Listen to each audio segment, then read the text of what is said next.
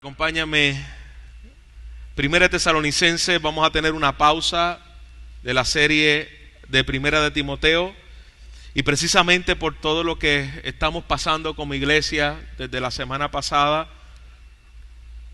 por la partida a la presencia de Dios de nuestro amado hermano Carlos.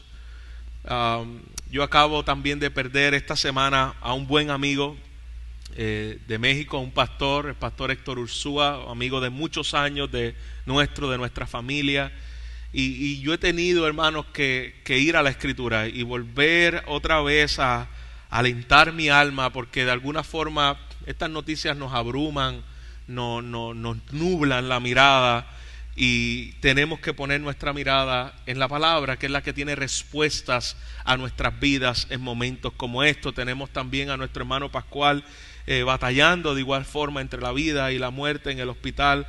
Así que entiendo que es prudente que nuestras mentes y nuestros corazones en este día pueda ser afirmado en la esperanza de los que mueren en Cristo Jesús. Y eso es lo que estaremos viendo hoy, la esperanza de los que mueren en Cristo. Se encuentra en Primera de Tesalonicenses, el pasaje que estaremos estudiando, y leeremos desde el versículo 13 hasta el versículo 18. Primera de Tesalonicenses, capítulo 4, versículo 13 al versículo 18, lee de la siguiente manera. ¿Lo tenemos? Dice: tampoco queremos, hermanos, que ignoréis acerca de los que duermen, para que no os entristezcáis como los otros que no tienen esperanza. Porque si creemos que Jesucristo murió y resucitó, así también traerá Dios con Jesús a los que durmieron en él.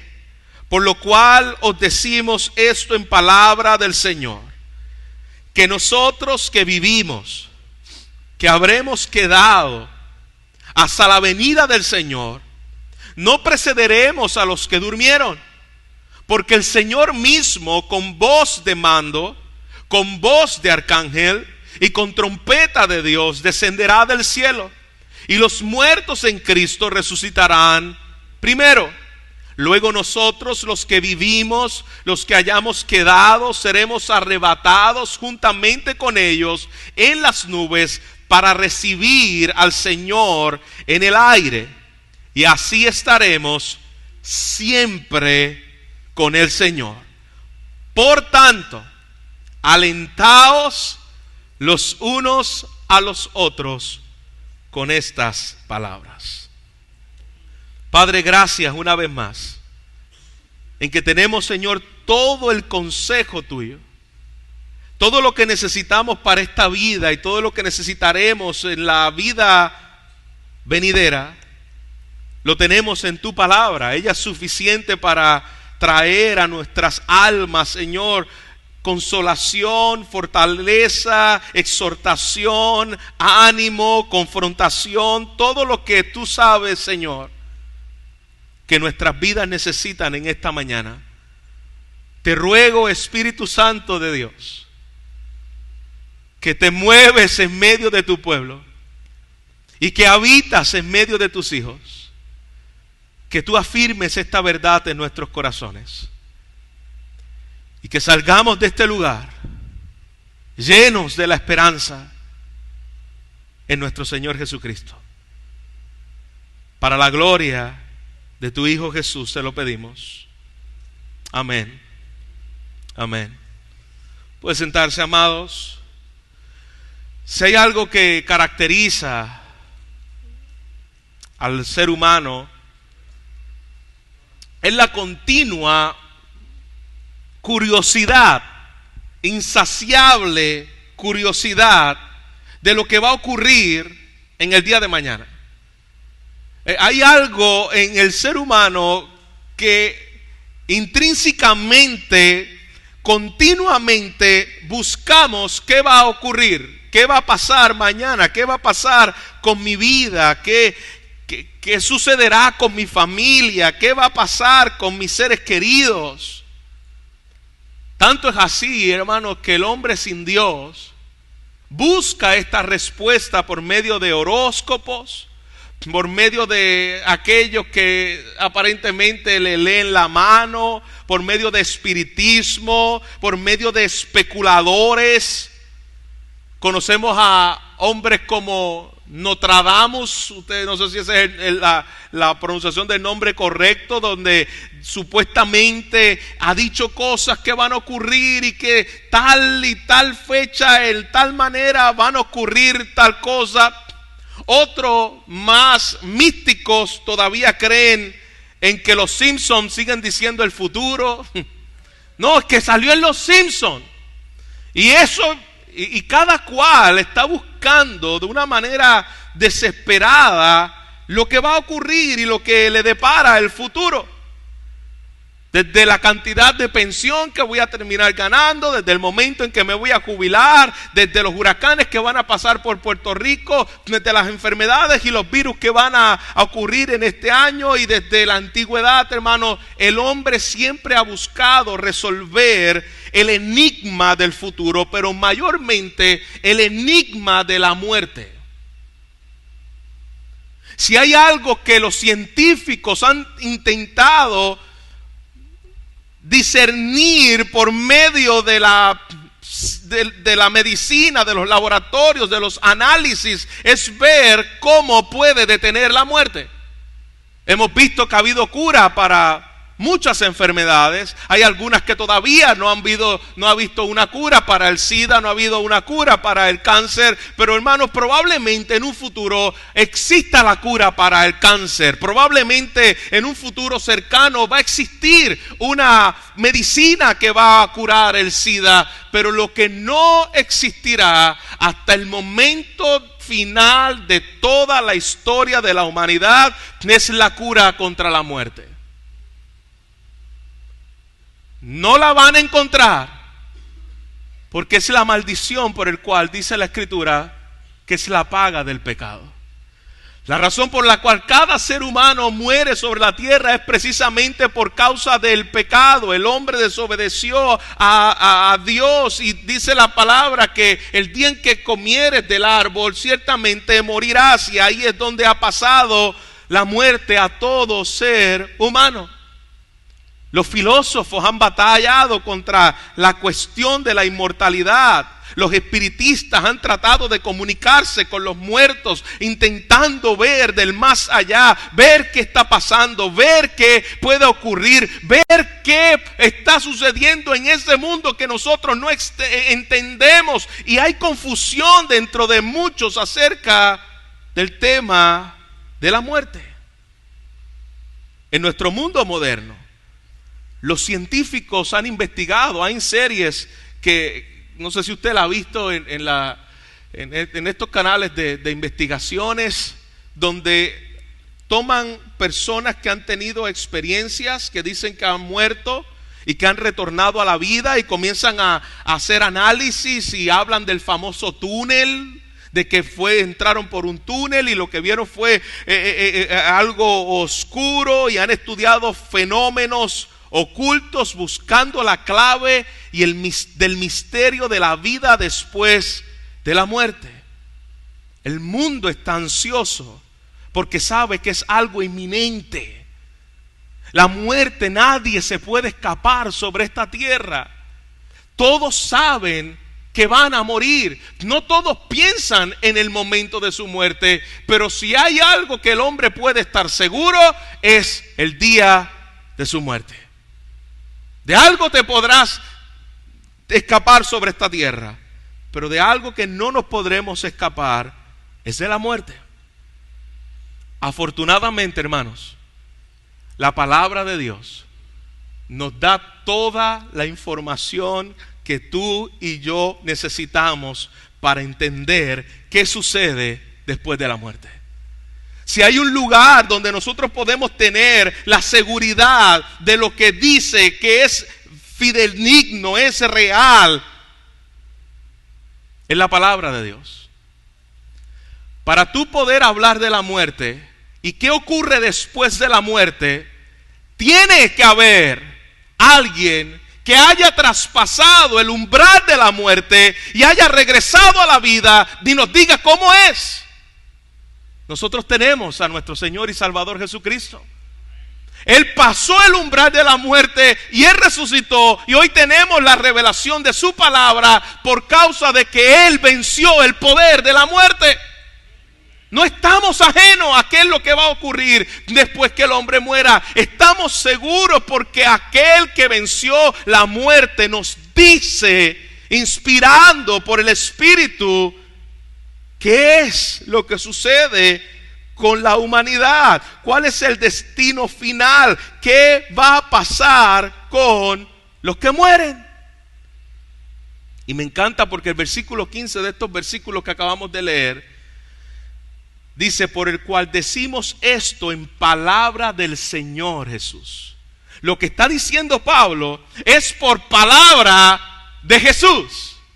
Jesús está afirmando lo que está diciendo el apóstol Pablo.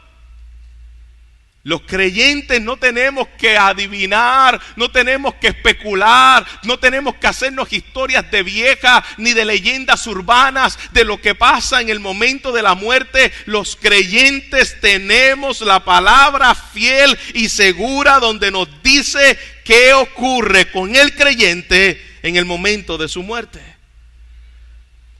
Esa incertidumbre del futuro no era un problema del pasado ni un problema del presente, era un problema que también los tesalonicenses lo tenían. ¿Qué pasa con los muertos? ¿Qué va a pasar? Se están muriendo gente, Cristo no ha llegado, ¿qué va a pasar con ellos? Y Timoteo le informa esto a Pablo de lo que estaba sucediendo en la iglesia de Tesalónica, esa lucha continua de poder conciliar la segunda venida de Cristo con las personas que estaban muriendo en medio de la iglesia. Y Pablo hace esta unidad entre la respuesta de los que mueren y la segunda venida de Cristo. El temor, y la razón por la cual Pablo escribe este texto es porque había un temor dentro de los cristianos de la iglesia de que Cristo regresara y que de alguna manera aquellos que ya habían muerto se perdieran. Esa era una preocupación genuina dentro de la iglesia de Tesalonicense. Y para empeorar las cosas, allí habían maestros falsos que estaban enseñando de que supuestamente ya Cristo había venido, ni de que el juicio de la ira de Dios estaba sobre ellos, y lo que estaban viviendo era una inminente expectación del juicio de Dios porque ya Cristo había regresado. Teniendo en cuenta eso, el apóstol Pablo, para consolar a la iglesia en medio del sufrimiento de los hermanos que habían fallecido, y en medio de las preocupaciones de los hermanos en cuanto a la segunda venida, Pablo escribe precisamente estos versículos. Él quiere cuidar a la iglesia de que estas noticias que ha sido fuerte, impactante para ellos, los cuidara de que la iglesia fuera sacudida y la iglesia fuera confundida. Por lo tanto, Pablo quiere abordar este tema en dos puntos importantes. Número uno, Pablo quiere que veamos las verdades firmes de la palabra acerca de la muerte. Y número dos, cómo aplicamos estas verdades a nuestras vidas. Así que los puntos que Pablo quiere que nosotros veamos y que la iglesia de Tesalónica viera y que nosotros podamos ver en el día de hoy es: mira sus promesas, mira cómo se aplica esas promesas a nuestras vidas. Vamos a mirar hacia atrás, hacia lo que Cristo ha hecho, y vamos a mirar hacia adelante en lo que Cristo ha prometido. Allí había ansiedad, allí había dolor, allí había turbación, como la hay en muchos de nosotros en la mañana de hoy. Y Pablo quiere acallar las dudas de nuestra mente, abriéndonos la palabra para poder entender lo que allí Cristo quiere que entendamos. Y mira cómo Pablo comienza diciendo, versículo 13: hermanos, no queremos que ustedes queden sin saber lo que pasa con los que ya han muerto. Pablo dice: yo no quiero que ustedes queden sin saber. Este es un tema muy importante que ustedes deben saber. Ni que se pongan tristes como los que no tienen esperanza. Pablo no dice que no se ponga triste. Se vale estar triste, se vale llorar por aquellos seres que ya no vamos a estar cerca. Hemos llorado durante estos días, pero Pablo dice, su tristeza es una tristeza distinta, porque ustedes lloran no como aquellos que no tienen esperanza. El dolor de ustedes no es un dolor de desesperanza, es llorar en esperanza. Podemos llorar con la esperanza de que un día estaremos cara a cara con el Señor, de que un día nuestros cuerpos serán glorificados, de que un día nos reuniremos con los santos, de que un día estaremos adorando nuevamente al Señor con nuestro hermano que acaba de partir. Eso es una gran realidad. Podemos llorar, pero lloramos con esa esperanza. No lloramos desesperanzados. Y eso es lo que Pablo quería poner en el corazón de la iglesia de Tesalónica. No lloren en desesperanza, lloren en la esperanza de lo que Dios ha hecho y hará en medio de su pueblo.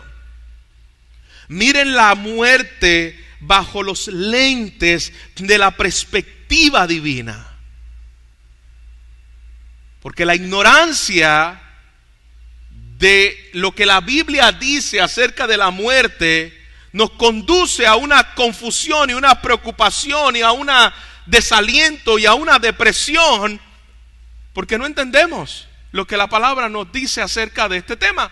No quiere decir que entenderlo quite tristeza, pero el entender no pone esperanza. Y el entender lo que la palabra del Señor dice en medio de nuestras noches de insomnio, en medio de nuestros corazones intranquilos, podemos descansar en medio de la circunstancia a través de la palabra del Señor. Un pasaje esperanzador, un panorama esperanzador. En medio de la confusión y en medio del dolor, el apóstol Pablo trae esta perspectiva. ¿Usted recuerda, hermanos, en la escritura habla acerca de los que iban camino a Emaús? Ellos estaban pasando más o menos lo mismo que estaba pasando los de Tesalónica.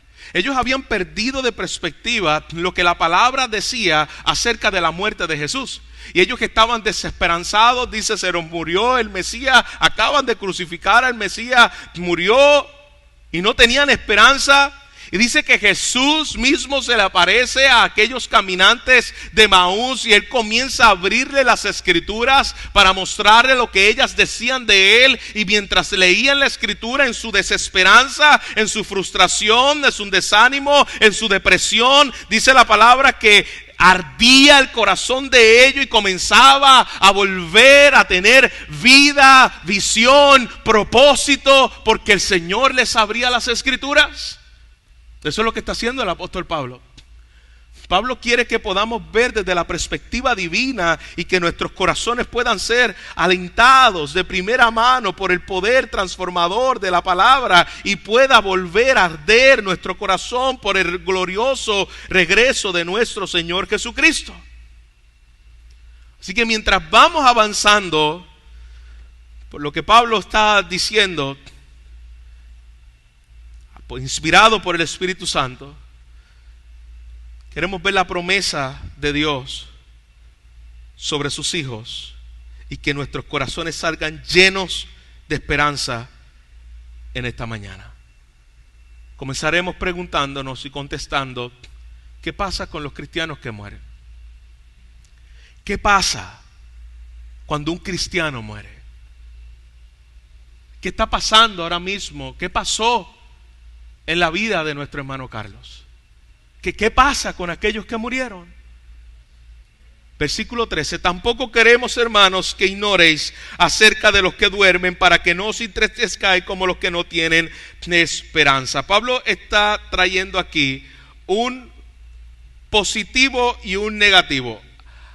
Hay una forma de nosotros responder positivamente ante la muerte y hay una forma de nosotros responder negativamente ante la muerte. Los tesalonicenses estaban respondiendo de la siguiente manera: de manera positiva, la promesa inminente del regreso de Cristo les daba la fuerza para que en medio de las pruebas ellos pudieran persistir, pudieran continuar batallando, pudieran soportar la persecución, pero negativamente ellos veían la muerte ante la segunda venida de nuestro Señor Jesucristo, y ellos abandonaron algunos sus trabajos, dejaron de hacer las actividades cotidianas, porque estaban esperando la segunda venida de nuestro Señor Jesucristo. Así que ante esa inminente realidad, Cristo va a regresar por su pueblo por su segunda vez. Unos lo tomaban para afirmarse y otros lo tomaban para tomarlo suave y decir, bueno, ya yo dejo de estudiar, ya yo dejo de hacer las cosas porque Cristo regresa. Esto no fue muy lejos de los años 80 y 90 aquí en Puerto Rico en la predicación, donde decían, váyanse en un monte, dejen de estudiar, dejen de hacer las cosas porque Cristo viene. Ese problema de Tesalónica fue una realidad aquí en Puerto Rico hace unos añitos atrás. Los creyentes de Tesalónica debían trabajar, debían esforzarse, esperando que Cristo regresaba, y en medio de las persecuciones, las preguntas que inundaban su mente, una de ellas en particular, es qué iba a pasar con los cuerpos de los que morían. ¿Qué pasa con el cuerpo de los que mueren? Si sus almas están en el cielo, si ellos que están en la presencia de Dios y sus cuerpos permanecen en la tumba, la pregunta que tenían ellos es, ¿qué va a pasar cuando Cristo regrese? Y 3 veces Pablo utiliza la expresión en este capítulo, versículo 13, versículo 14 y versículo 15, hablando de los que mueren, y utiliza la palabra dormir. La palabra dormir es un eufemismo, es algo que es fuerte, el hablar de fallecer, y utiliza el eufemismo, algo más suave, que habla acerca del dormir.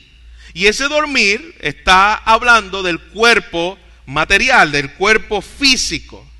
El cristiano, cuando muere, lo que ocurre es que su cuerpo, Pablo lo describe, y no solamente Pablo, Jesús lo describe también en Mateo, y lo podemos ver en varios pasajes del Nuevo Testamento, como la muerte, como el dormir, como un dormir.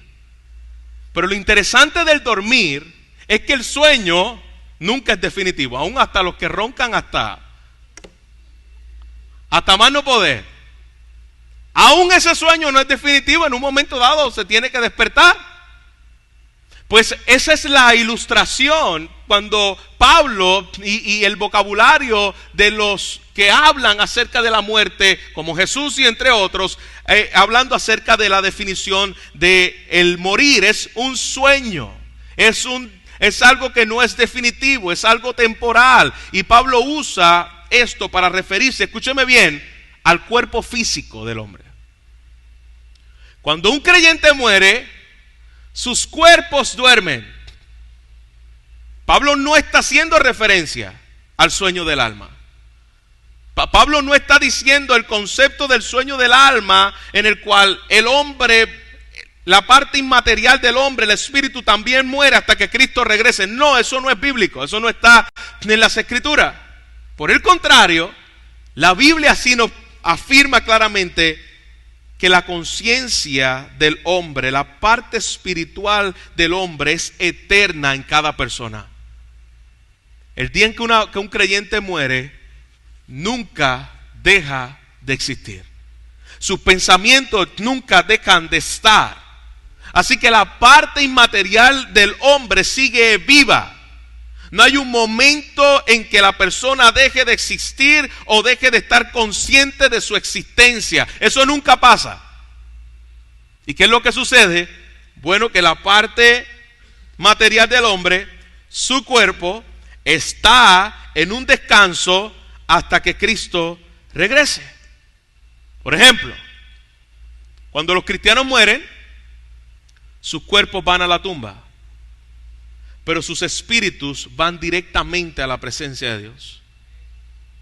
Con conocimiento, con pleno conocimiento Van directamente a la presencia de Dios. Eso lo podemos ver el apóstol Pablo en 2 de Corintios capítulo 5 versículo 8. El mismo Jesús cuando dijo: hoy estarás conmigo en el paraíso, aquel que estaba al lado de él en la cruz. Eso lo podemos ver el mismo apóstol Pablo, donde dice: prefiero estar con Cristo, que es mucho mejor. En el momento de nuestra muerte, el creyente va directamente a la presencia de Dios. Pero por el contrario, los no cristianos, los que no mueren en Cristo, sus cuerpos van a la tumba, pero sus espíritus van inmediatamente al infierno. El creyente muere, su cuerpo va a la tumba y su espíritu va a la presencia de Dios. El que muere sin Cristo inmediatamente muere y va a la condenación eterna, al infierno eterno. Eso es lo que dice la Escritura. Lucas capítulo 16, capítulo 22 al 23. Sus espíritus van inmediatamente a la condenación eterna. Así que la Biblia en ninguna parte enseña que una persona pierda la conciencia de dónde está o de lo que ocurre en el momento de su muerte. Nuestro hermano Carlos está en una plenitud de vida en Cristo en todo su conocimiento. Ayer despedimos su cuerpo, pero la alma y el espíritu de nuestro hermano están en la presencia de Dios. Y si le dijéramos: Carlos, ¿tú quieres regresar?, él nos diría: jamás, jamás. Mi espíritu está pleno, estoy con mi Salvador. Y un día nuestros cuerpos se unirán a su espíritu en una forma glorificada. Así que por ahora su cuerpo duerme hasta que Dios despierte en el día de la resurrección. Para el cristiano, hermanos, la muerte no es la última palabra. Mira cómo lo dice Leon Morris. Dice: para los cristianos la muerte ya no es ese adversario a quien nadie puede resistirse, ese tirano que lleva toda existencia valiosa a un final horrible. La muerte ha sido vencida por el Señor resucitado, y eso ha transformado toda la situación para los que están en Él. Ya no es un tirano que nos dice y nos desgracia la vida. No, ya no es. Es la antesala que nos lleva a la presencia de nuestro Señor. Y Pablo quería tesalonicenses comprendan que quienes mueren no sufren ninguna derrota, ni experimentan ninguna pérdida. Sus cuerpos están dormidos en la tumba, pero el día del despertar está por llegar. Por tanto, tesalonicenses, sean motivados con esta verdad. Por lo tanto, amada iglesia sin paredes y amada familia, sean esperanzados con esta verdad. En una ocasión le dijeron a un hermano en la fe: lamentamos la pérdida de tu esposa. Su esposa había fallecido. Y la respuesta de él fue: pérdida es algo que ocurre cuando tú no sabes dónde estás. Eso es pérdida. Pero cuando tú sabes dónde está, eso no es una pérdida. Yo sé dónde ella está. Y yo sé que ella está en la presencia de Dios. Así que, hermanos, no podemos decir que perdimos a Carlos, porque nosotros sabemos dónde está. Nosotros sabemos, él no está perdido, sabemos dónde él está. El Señor lo halló y lo llevó a su presencia. Así que Pablo no se conformó con añadir más especulaciones de lo que va a ocurrir después de la muerte o más preguntas. Pablo contesta de una forma clara y quiere que nosotros podamos entenderlo, lo que ocurre después de la muerte. Creemos que Jesús murió, Mira como dice el versículo 14, porque si creemos, Él está ahora recordando lo que ya ocurrió. Si creemos que Jesús murió y resucitó, así también traerá Dios con Él, con Jesús, a los que durmieron con Él. Creemos que Jesús murió, creemos que Jesús resucitó. Podríamos entonces preguntarlo, pues entonces, ¿qué va a ocurrir? Si Jesús murió y resucitó, ¿qué va a ocurrir con nosotros? Pues de la misma forma en que Cristo murió y resucitó, los que estamos en Cristo, Cristo es la piedra angular en el cual está sostenida toda nuestra fe. De la misma forma en que Cristo murió y resucitó, así aquellos que mueren en Él resucitarán de los muertos. Jesús no fue un Dios de la mitología, hermanos. En medio de pensamientos extraños, Cristo existió realmente en la historia, hermanos. El cristianismo se basa en un Jesús histórico. Nosotros creemos en un Jesús histórico, vivo, confirmado. Nadie puede negar la existencia de Jesús en la historia. Nadie lo puede hacer. Incluso a los ateos, los gnósticos no pueden negar la existencia de Jesús en la historia. Cristo es un ser histórico. Y con su muerte realizó por nosotros algo que nosotros mismos jamás podríamos hacer. Él viene a morir y a tomar el lugar de nuestros pecados, a recibir el castigo que nosotros merecíamos, y no solamente murió y se quedó allí. Si Jesús hubiese muerto y no hubiese resucitado, nuestra fe, hermano, sería una fe vana, no tendría sentido. Ok, murió y fue crucificado y se quedó allí colgado. Pero nosotros creemos en un Jesús en el cual murió por nuestros pecados, pero tomó la muerte y la derrotó y se levantó de la tumba. Y aquel que murió, dice la Escritura, resucitó para aquellos que crean en Él nunca más experimenten la muerte. Por medio de su muerte venció a la muerte. Y por medio de su muerte somos liberados de la ira de Dios.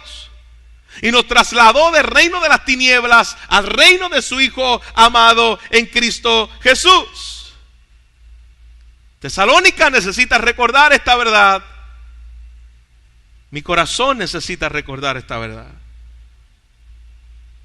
En medio del dolor, en medio de la emoción, en medio de la tristeza, por los seres que amamos y que parten a la presencia del Señor, nos entristecemos, pero lo hacemos con la esperanza dada en Cristo por su palabra.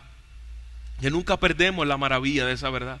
Que nunca nos perdamos la maravillosa verdad, la más grande verdad de toda la historia. Cristo Jesús murió por mis pecados. Cristo Jesús fue crucificado en mi lugar. Cristo Jesús llevó la ira de Dios por mí. Pero no solamente murió como una doctrina esencial y fundamental de nuestra fe. Cristo resucitó de los muertos y está sentado a la diestra del Padre. No hay más en el cual nosotros podamos buscar esperanza. Cristo resucitó de los muertos y es la garantía de que Dios cumple su promesa.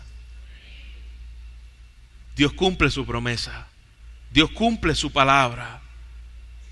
La muerte de nuestro amado hermano puede traer dolor por un momento, pero la resurrección de Cristo es la garantía de nuestra esperanza por toda la eternidad. Como dijo Jesús, porque yo vivo, ustedes también vivirán. A pesar de esa garantía que el apóstol Pablo le da a la iglesia de Tesalónica de lo que iba a ocurrir con aquellos que mueren, ellos sabían que estar fuera del cuerpo era algo que todavía estaba muy lejos de su comprensión y de lo que iba a ocurrir. Y la cuestión para ellos no era tanto de dónde estaban sus seres queridos. La cuestión particularmente en este texto era cómo encajaba la muerte de los seres queridos cuando Cristo regrese. Esa era la pregunta que ellos que estaban ahí trabajando. ¿Qué va a pasar? Ok, murieron, pero probablemente están en la presencia del Señor, pero ¿qué va a pasar cuando Cristo regrese. Y Pablo los quiere reconfortar y los quiere ayudar a poder ver en la perspectiva bíblica. Y él dice: así como Dios resucitó a Cristo de la tumba, traerá con él a los que durmieron en Jesús. ¿Usted recuerda cómo Cristo resucitó de la tumba? Estaban aquellas mujeres que fueron a verlo y pensaban todavía que allí iba a estar la piedra. Vieron la piedra removida y el Señor resucitó con un cuerpo glorificado, donde aún podía atravesar un lugar donde estaban los discípulos y había un cuerpo especial. Así como Cristo resucitó de los muertos, así los que hemos creído en Cristo también seremos resucitados. Y seremos resucitados con cuerpos glorificados. Así que nuestros amigos, nuestros seres queridos que han muerto en Cristo, no se van a perder cuando Cristo regrese. Dios no permitió que el cuerpo de Jesús permaneciera en la tumba. Y escúcheme, amado, Dios no va a permitir que los cuerpos de sus seres queridos o sus propios cuerpos permanezcan en la tumba. Allí no se va a quedar. Allí cuando lo ponemos con dolor. Pero una de las cosas que reafirmé ayer mientras despedíamos el cuerpo de Carlos en la tumba fueron las palabras de Job: yo sé que mi Redentor vive y del polvo me levantará, y aún deshecha mi carne, mis ojos verán al Creador. Esa no es la sentencia final de un creyente. Y una espera hasta que Cristo regrese y nos dé cuerpo glorificado.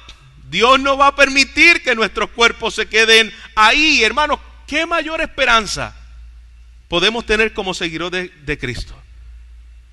Como dice el versículo 17, que estaremos con Él para siempre. ¿Qué mayor esperanza que esa? No hay nada que más pueda consolar nuestro corazón de saber que un creyente cuando muere estará con Él para siempre. Una promesa fiel donde Pablo los anima, y es un ancla a nuestra alma en la esperanza venidera, en la obra suficiente de la cruz del Calvario y la obra de la certeza de la resurrección de Cristo, mirando hacia atrás lo que Él hizo y mirando hacia el frente lo que Él va a hacer. Prosiga animándoles. Anclen su corazón en estas verdades, porque lo que decimos, dice el versículo 15, es revelación del Señor. Esto no va a fallar. Esto que Pablo está diciendo no fallará. Si algo que podemos tener seguridad es que esto no va a fallar. No miremos la resurrección, sí, eso va a ocurrir, quién sabe. No, es que esto va a ocurrir. Como que Cristo resucitó, esto va a ocurrir. Versículo 16.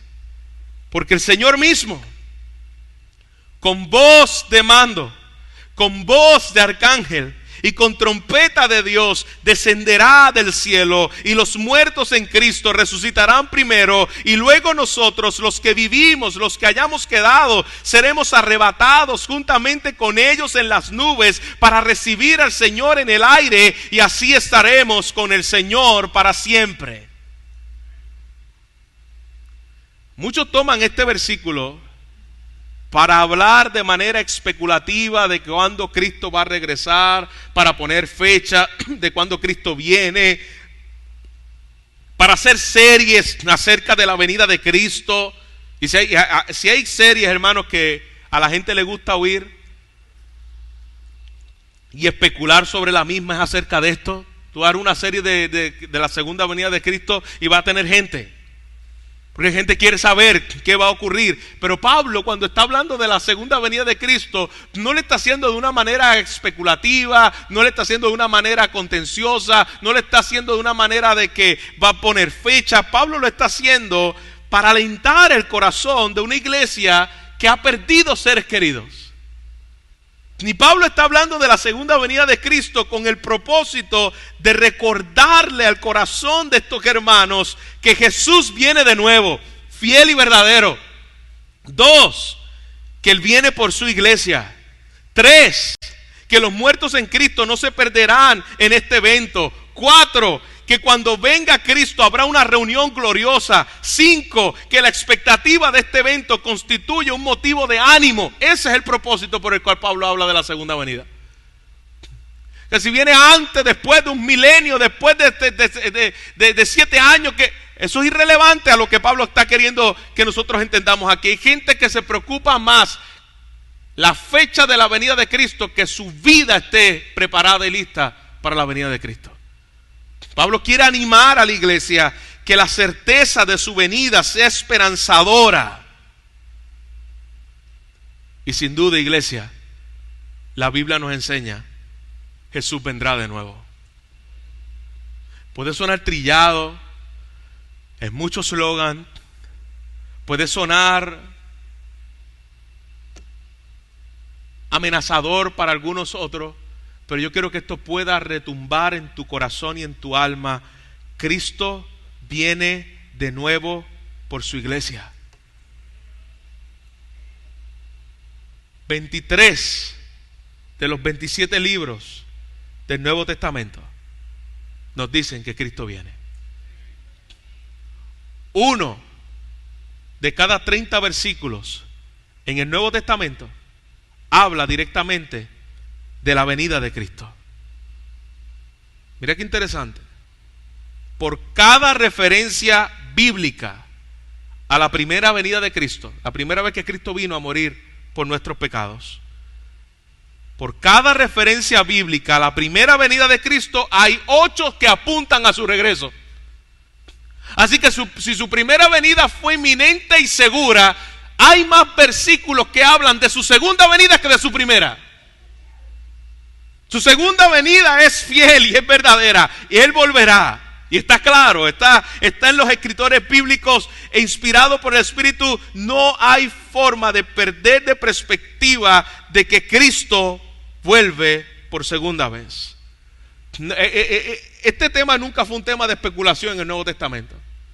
Fue un tema muy claro y fue un motivo de ánimo, de anticipo a lo que el Señor hará. Ahora, esa venida, versículo 16,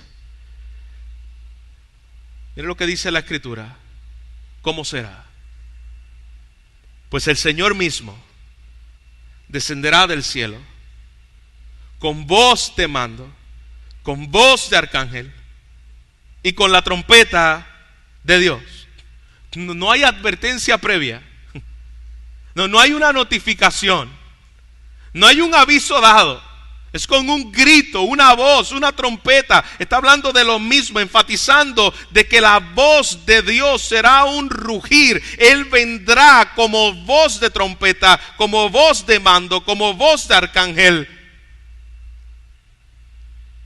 No todos dormiremos, hablando del apóstol Pablo en Corintios 15, pero todos seremos transformados en un instante, en un abrir y cerrar de ojo. Vuelve y repite: a la final trompeta, porque sonará la trompeta y los muertos serán resucitados incorruptibles y nosotros seremos transformados.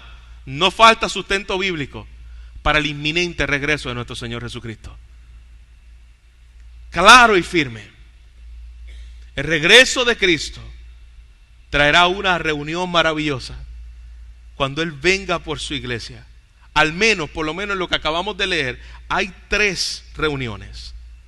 Primero, los cuerpos de los muertos se unirán con su espíritu. Eso va a ocurrir en el momento de la segunda venida. Los cuerpos de los muertos que duermen se unirán a los espíritus que no están durmiendo, que están vivos delante de la presencia de Dios. Se unirán en cuerpos glorificados. Los cuerpos resucitados unidos al espíritu de los que creyeron en Cristo. Esa es la primera reunión. La segunda reunión que podemos ver es que cuando los creyentes mueren, sus cuerpos van a la tumba, pero su espíritu van a la presencia de Dios. Esa es otra reunión, la reunión de nuestras almas con nuestro Señor. Y número 3, el regreso traerá un alivio y traerá la esperanza de una reunión eterna donde tendremos un cuerpo totalmente liberado de toda enfermedad, de toda dolencia, de toda lágrima, de todo pecado. Eso es algo que nosotros debemos soñar, hermanos.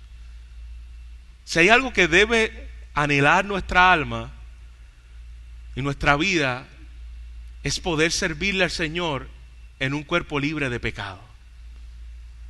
Ese debe ser el mayor anhelo de nosotros. Porque si hay algo que nos duele es pecar contra Dios. A un verdadero creyente no hay nada que le duela más en esta tierra que pecar contra su Creador.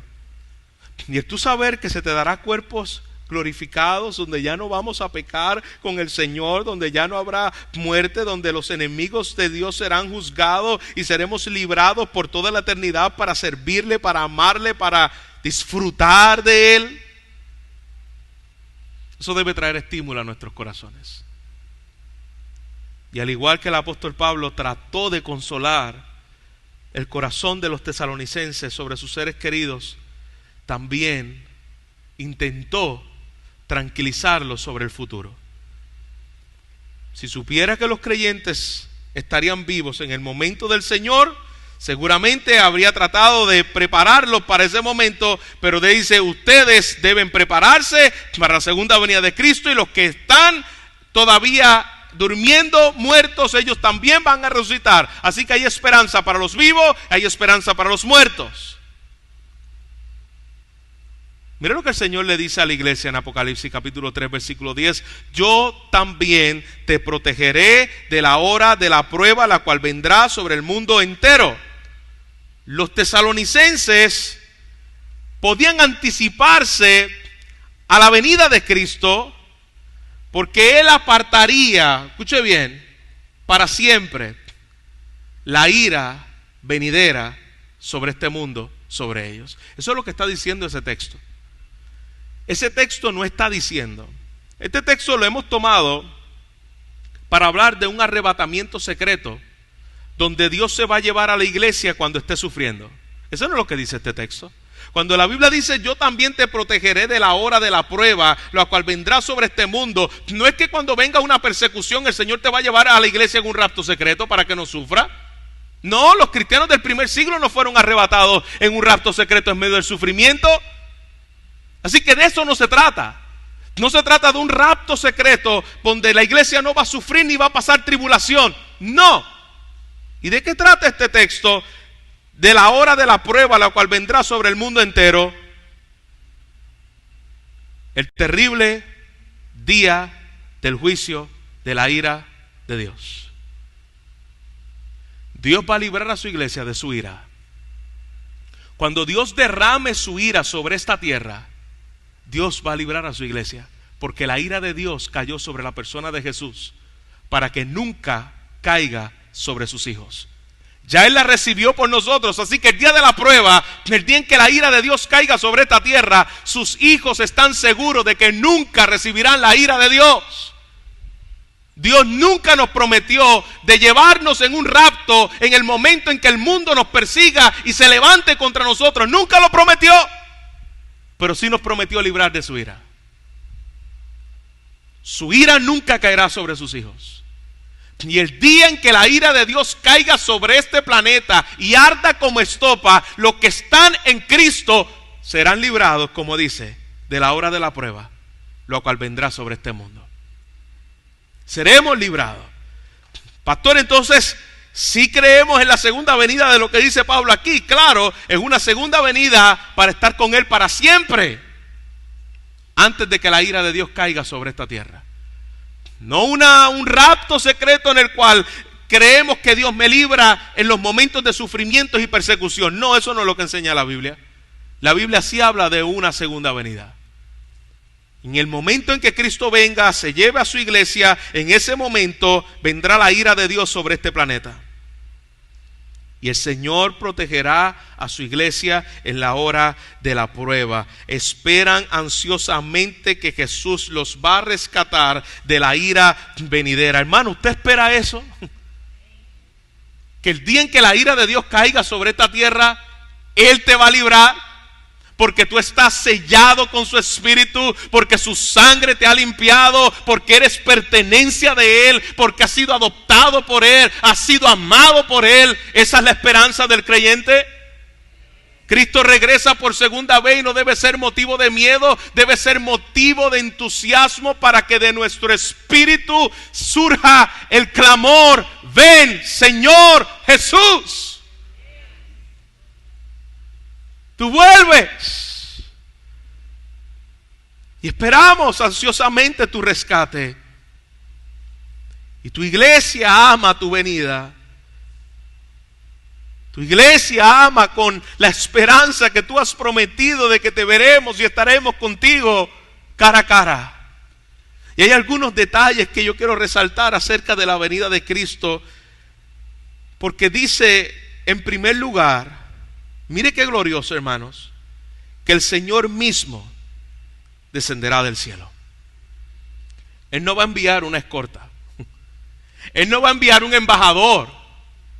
La esperanza que tenemos en este texto es que el Señor mismo descenderá del cielo. No hay palabra más alentadora que pueda ser ofrecida para nosotros. No es que va a enviar un ángel, es que el Señor mismo vendrá por nosotros. No lo va a recibir otro. ¿Usted le ha pasado que va a un doctor y lo recibe otro?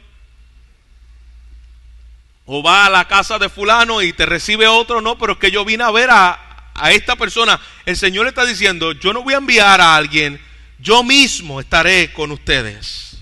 El Señor mismo vendrá a reunir su pueblo. La primera vez que Cristo vino a reunir su pueblo en la tierra fue para dejar el cielo, para tomar para sí el pecado de los creyentes en la tierra.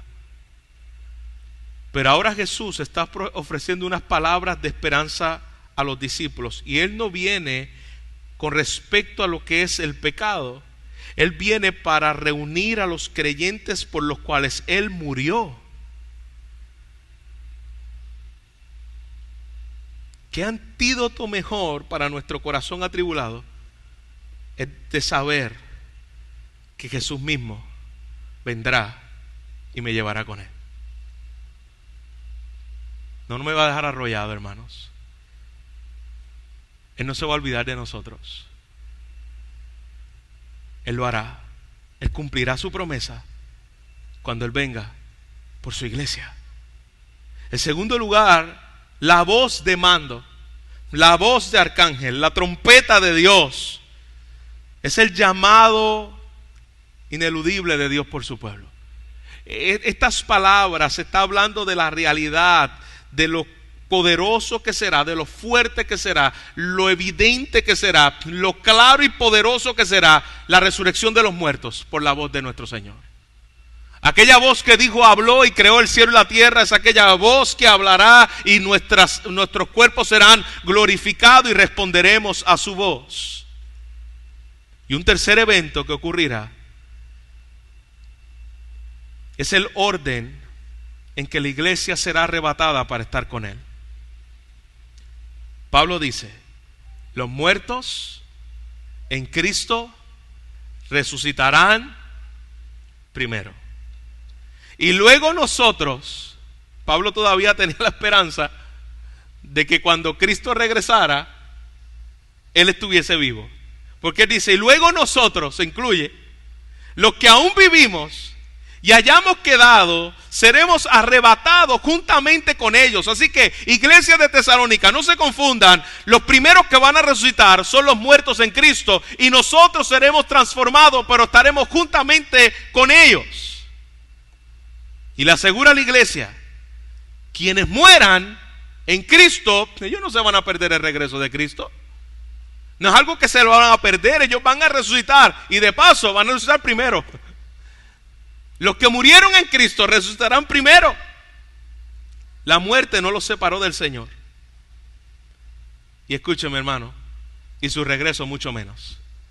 Si la muerte no nos separara del Señor, el regreso de Cristo mucho menos. Será la reunión familiar más impresionante de toda la historia. Dice la Escritura que tendremos ese lugar y utiliza las nubes.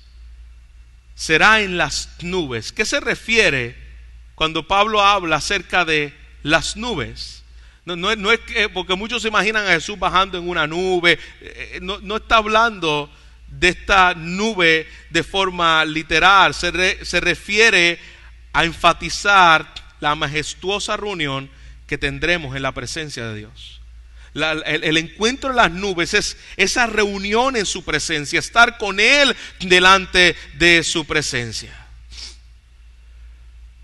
Pablo continúa hablando acerca de la incertidumbre del futuro y de la muerte, dándole esperanza. Y mira cómo termina diciendo: y así estaremos siempre con el Señor. Sus preguntas, su incertidumbre sobre el futuro deben ser aclaradas con esta sola palabra: siempre estaremos con el Señor. Quienes mueren en Cristo están ahora y estarán cuando Él venga, y estarán con Él para siempre. Están con Él ahora, estarán cuando Él venga en cuerpos glorificados, y estarán con Él para siempre. Gloria a Dios. Bendita verdad. Bendita esperanza que el Señor nos ha dado a través de su palabra. Gloriosa garantía que nos ofrecen a los que están vivos. Gloriosa garantía que les ofrece a aquellos que han partido con el Señor. Tenemos esperanza en nuestras vidas. Y termina diciendo el texto: aliéntense con estas palabras. Por tanto, aliéntense con estas palabras los unos a los otros. Hoy un día tú vas a morir, eso es indudable. Pero si tú estás en Cristo, yo te quiero alentar. El día en que tú mueras, en ese mismo instante lo verás. Y el día en que regrese, en ese mismo instante, tu cuerpo será glorificado. Y en ese mismo instante estarás con Él para siempre. Nunca estarás separado de Dios. Aliéntense con esta verdad. Nunca estaremos separados de Dios. Un día mi aliento dejará de respirar, pero nunca, nunca, nunca estaremos separados de nuestro Dios. Créalo, iglesia, créalo. Nunca el Señor nos dejará. Para los que estamos en Cristo Jesús, en medio de la desesperanza, Pablo termina este capítulo con consuelo. Solo Dios puede tomar los dolores más profundos de nuestra alma y en solo 6 versículos transformarlos en esperanza. Eso solamente lo puede hacer el Señor. En medio de una iglesia confundida con lo que iba a pasar con los que mueren, tomar estos versículos y terminarlo con esperanza. La muerte no tiene la última palabra, los falsos maestros no tienen la última palabra, las especulaciones humanas no tienen la última palabra.